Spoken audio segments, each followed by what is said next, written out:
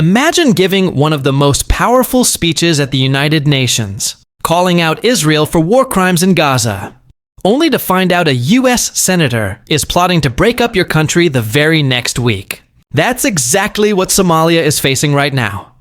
Ted Cruz, who openly admits his #1 mission in the Senate is to defend Israel, is now pushing for US recognition of Somaliland, a breakaway region of Somalia. This isn't about democracy or freedom. It's about punishing Somalia for standing up to Israel. Somalia recently delivered one of the most uncompromising speeches at the UN, demanding an immediate ceasefire in Gaza, and calling Israel's assault a death sentence and a crime under international law. They reminded the world that silence equals complicity, and that starvation, displacement, and bombardment of civilians cannot be brushed aside as military necessity. The occupation, the blockade, the denial of humanitarian access, and actions resulting in collective punishment violate international law.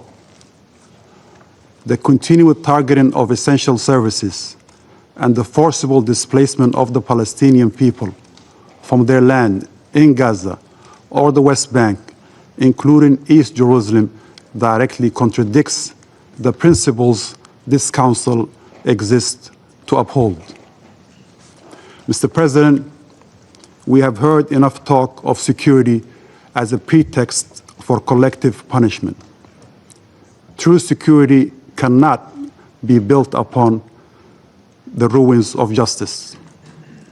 There can be no peace while occupation persists, and no real security unless the rights of Palestinians, including the right to self-determination, are recognized and protected. What is needed now is not another brief pause, but an immediate and a permanent ceasefire.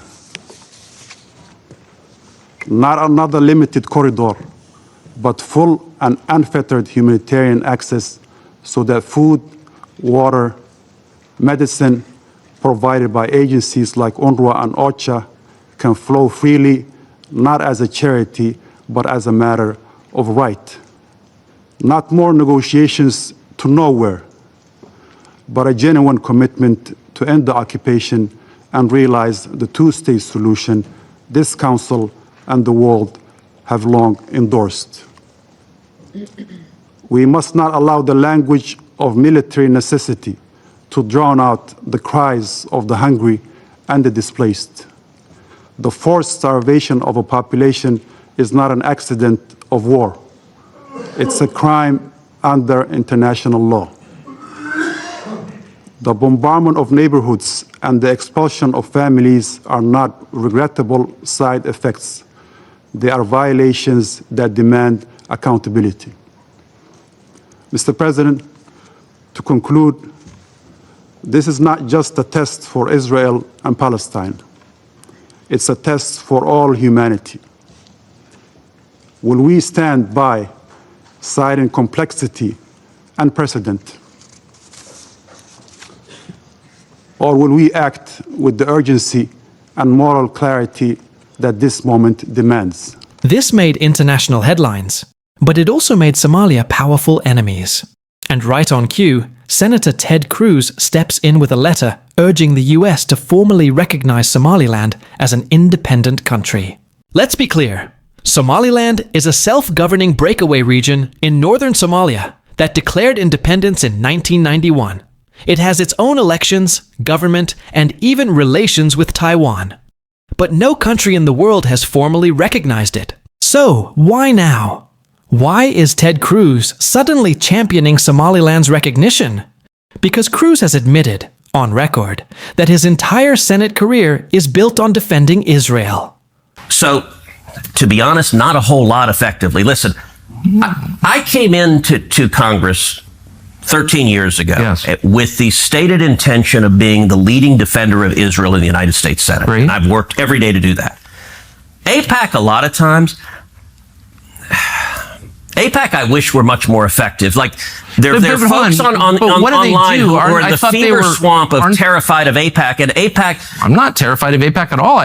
You're the one who seems a little uncomfortable when I'm asking. No, not uncomfortable at all. I'm just asking what AIPAC does. My understanding, having known a lot of people who work at AIPAC, is that it lobbies on behalf of the Israeli government. Wrong.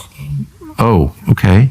It's when was the last time AIPAC took a position that deviated from Prime Minister Netanyahu? All the time. Name one. Okay. This isn't about Somaliland. This is about sending a message to Somalia. Oppose Israel? We'll divide your country. Somaliland isn't just some random region. It sits right on the Gulf of Aden, one of the busiest maritime choke points in the world.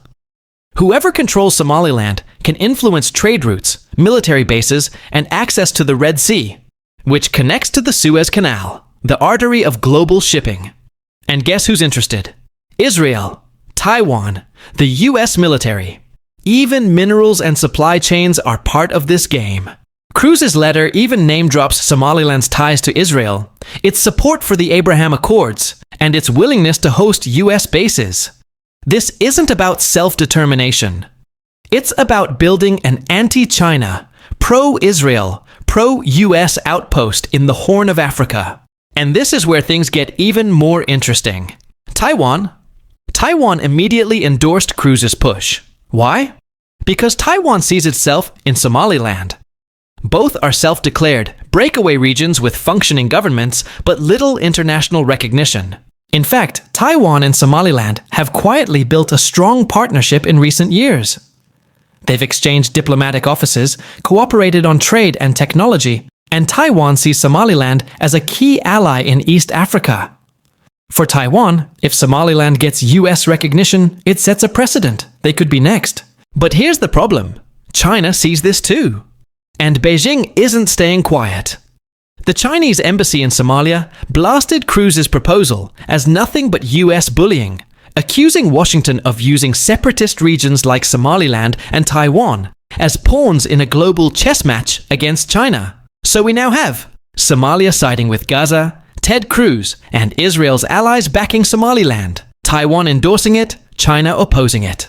This isn't just about Somalia anymore. It's about the global balance of power. So here's the truth. Somalia's UN speech made waves because it exposed the moral bankruptcy of silence on Gaza.